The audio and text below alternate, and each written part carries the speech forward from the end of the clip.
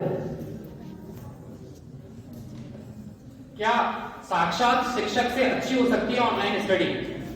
नमस्कार, मैं यशस्वी कटारा केंद्रीय हॉल की गरिमा को नमन करते हुए आज के विषय के पुरजोर विपक्ष में आज के जो मुझसे पहले अभ्यर्थी प्रतिभागी आए हैं उनके कुतर्कों का खंडन करने आया हूं।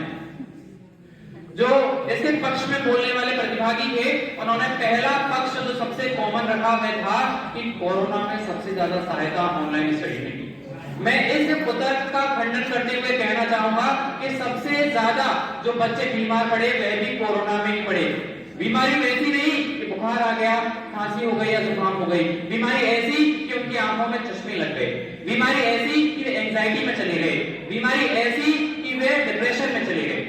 एक सर्वे के अनुसार बताया गया, जैसे मेरे पूर्व में प्रतिभागी ने बताया, कि मोटापा बढ़ गया क्योंकि जीवन गतिहीन हो गया था और बैठे बैठे क्लास लेने से मोटापा बढ़ गया। और जैसा कि आप जानते हैं कि मोटापा सभी बीमारियों की जड़ होता है।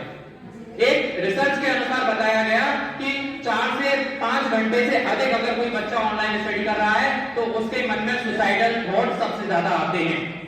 अगर आपको फैक्ट जानने हैं तो मैं आपको फैक्ट बता देता हूं। 2018 में जो सुसाइडल केसेस थे उनकी संख्या 10 से 15 थी, जबकि आज 2023 के आंकड़े में अगर बताऊं तो 4 से 5 सुसाइड पर मंथ हो रही है। दूसरा जो तर्क देते हैं इसके पक्ष में वे कहते हैं कि ये सस्ता होता है, समय की बचत करता है। तो मैं उनके लिए बता दूं कि ऑनलाइन शिक्षा कोई सस्ती नहीं होती।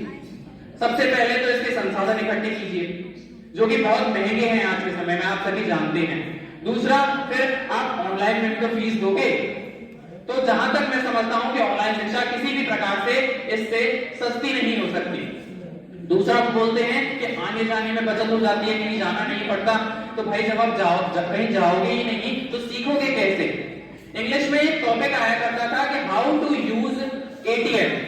अब अभी पता नहीं आता है कि नहीं आता एग्जाम में, पर हमारे टाइम पे आता था कि हाउ टू यूज एटीएम। तो जब आप घर से बाहर ही नहीं निकलोगे तो इस सवाल का उत्तर कैसे दे पाओगे?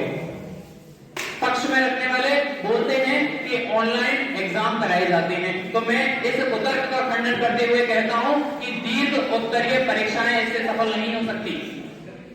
ऑनलाइन परीक्षा में आप जो एसेसरी साथ में लेके जाते हैं वो अलाउ है, जबकि ऑफलाइन जो परीक्षाएं होती हैं उसमें सारी चीजें बाहर ही रखवा ली जाती हैं। दूसरा पक्ष रखते हुए ये कहते हैं कि ऑनलाइन तो सांस्कृतिक कार्यक्रम भी कराए जा सकते हैं, जैसे ये कार्यक्रम हो रहा है। तो मैं आप सभी से पूछना चाहता हूं कि ऑनलाइन सांस्कृतिक कार्यक्रम में स्टेज जो फियर है वो दूर हो सकता है? जब हम अपनी संस्कृति को महसूस ही नहीं करेंगे तो ऐसे ऑनलाइन एजुकेशन का, ऐसे ऑनलाइन सांस्कृतिक कार्यक्रम का क्या फायदा?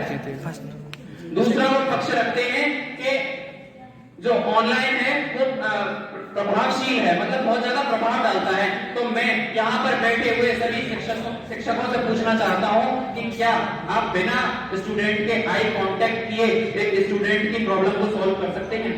जहां तक मैं समझता हूं कि एक शिक्षक जब शिक्षक बनता है तो अपने जीवन के आधे से ज्यादा जो समय है वो अपनी शिक्षा में प्रदान करता है। आप अगर ऑनलाइन शिक्षा को ज्यादा महत्व दे रहे हैं बजाय साक्षात शिक्षक के, तो आप उस शिक्षक की गरिमा को ठेस पहुंचा रहे हैं। एक पॉइंट जो किसी पे उसका ध्यान नहीं गया, मैं उसको आप सभी के समक्ष रखना चाहता हूं। इस ऑनलाइन शिक्षा से बेरोजगारी भी उत्पन्न हो रही है। आप पूछेंगे कैसे?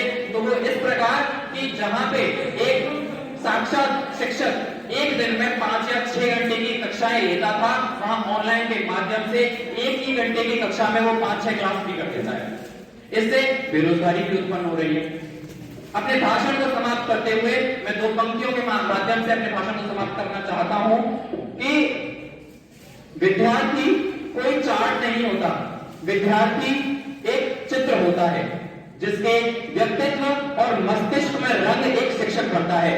तो आप देख लीजिए, आपको साक्षात शिक्षक से पढ़ाई करनी है या फिर ऑनलाइन स्टडी करनी है। बहुत बहुत धन्यवाद।